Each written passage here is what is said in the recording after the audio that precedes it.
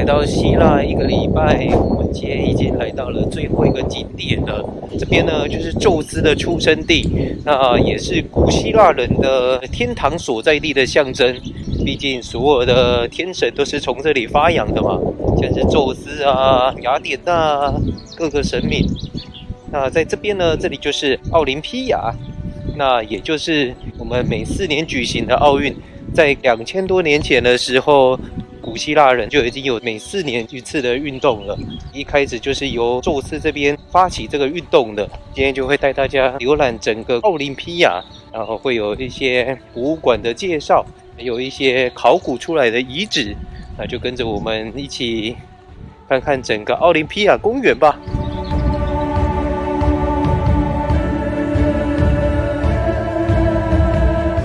这个就是宙斯神像7大古遗迹之一，不过现在已经消失匿迹了。在所在地呢，这里就是当年的奥林匹克举办的地方。在古代的希腊时期呢，奥林匹亚是一个重要的宗教中心，而且它被认为它是神与人类交流的场地，所以它在每4年举办一次。那在这里会有一些田径啊、格斗、马术等项目，而且在以前的奥运是只有男性可以参加，女性呢连来当观众的机会都没有。在入口处这边呢，首先看到这个是一个古希腊的浴池，不过它都没有办法让我们近距离参观，只能从远远的看而已。在里面有一处的地板，他们考古出来有一个雕刻的图画。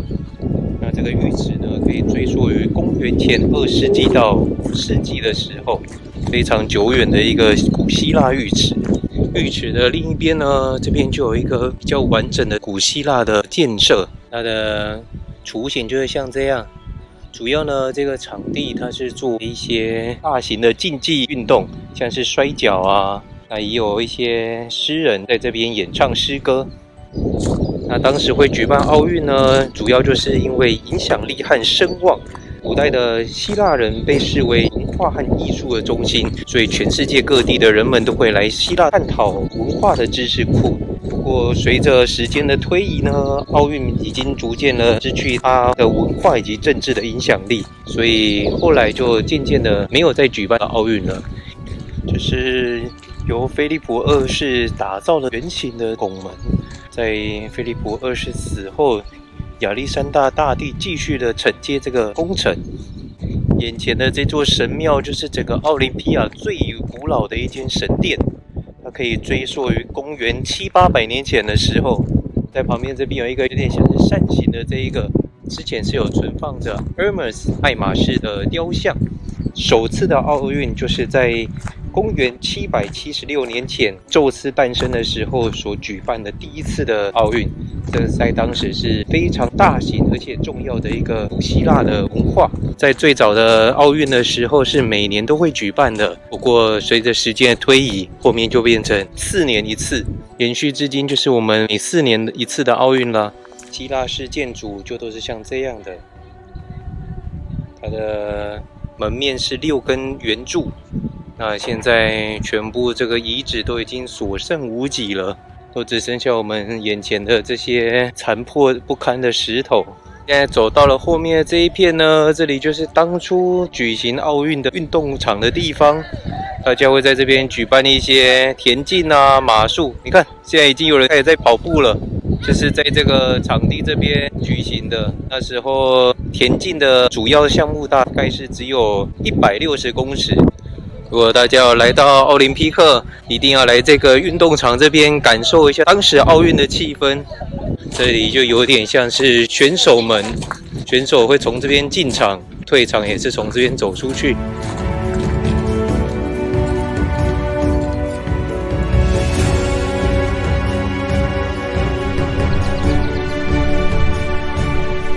在后方这边有看起来一个保存比较完整、比较现代感的建筑呢，这个是建立于公元1世纪尼禄皇帝的临时住所，这边也是一个浴池。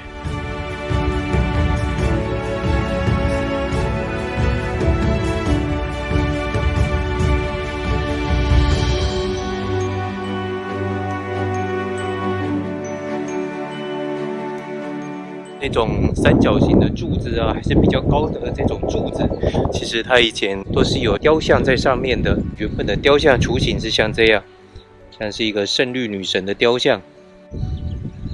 在中间这里呢，这里就是宙斯的神殿，里面就是有放着世界7大遗迹之一的宙斯雕像。不过在公元前500多年的时候，整个神殿就已经毁于大地震了。现在就是只剩下我们眼前的这些残破的石头，宙斯的雕像也消失匿迹，至今尚未出土，不知道到底流亡到哪里去了。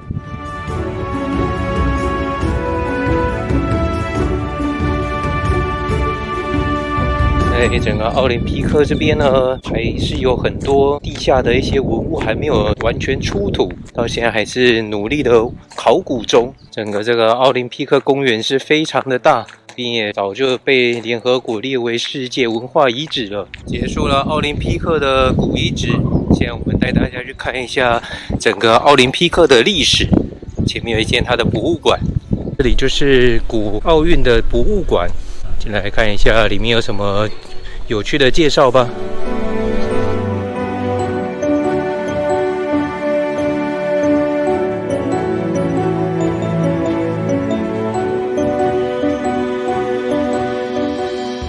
这有没有像杰森的安全帽？当初参加奥林匹克比赛的时候要穿的这个头盔还会有一些防身的护具，这里有脚的护具啊、护手。除了这些，他们是不穿衣服的。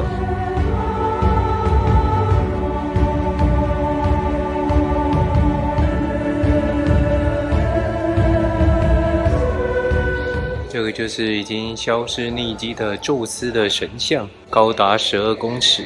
全部是由黄金以及象牙打造的，在奥林匹克里面保存的最完整的一个雕像是讯息之神 Hermes 的雕像，就是我们熟悉的品牌那个 Hermes。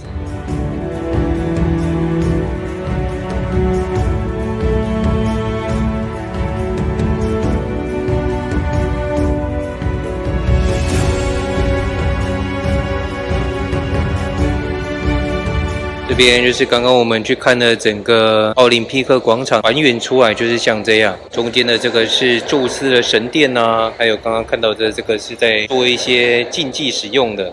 之前是有存放着 Hermes 爱马仕的雕像，以及最后面的这个跑道，这整个就是奥林匹克的还原图。结束之后呢，现在再带大家去最后一个博物馆，它是现代的奥运博物馆。那就在我们停车的那个方向那边而已。首次又重新开放举行奥林匹亚的时候所发生的一些事情。失传已久的奥林匹亚运动会，一直到了1896年的时候才又重新开启。它的第一届呢，就是举办在希腊的雅典这边。那在奥林匹亚也是现在永久举行奥林匹亚的地方。每当赢得胜利的时候，就会有橄榄树枝做成的花环，这是胜利的象征。那也是延续了女神雅典娜接受了雅典所留下来的习俗，到现在还是有橄榄树枝的皇冠。逛完了整个奥林匹克，虽然看到这些全部都是残破不堪的石海，但是我们还是可以透过自己的想象力去把整个奥林匹克的雏形给架构出来。这些全部都是距今3000年的古文明了，而且来这边的门票也算蛮便宜的，它可以参观一个奥林匹克公园，加上2个博物馆，只要6欧元。大家如果也喜欢考古景点呢，千万不要错过希腊。大家不要再把圣托里尼当作是希腊的指标，其实呢，这些古文明才是真正希腊的指标啊。那我们今天的影片就到这边咯，回到我的车子了。等要带大家去意大利了。喜欢我们频道的朋友，麻烦帮我们按赞、订阅、加分享，以及开启小铃铛，日后会有更多有趣好玩的影片跟大家分享哦。Please like and subscribe. Bye bye.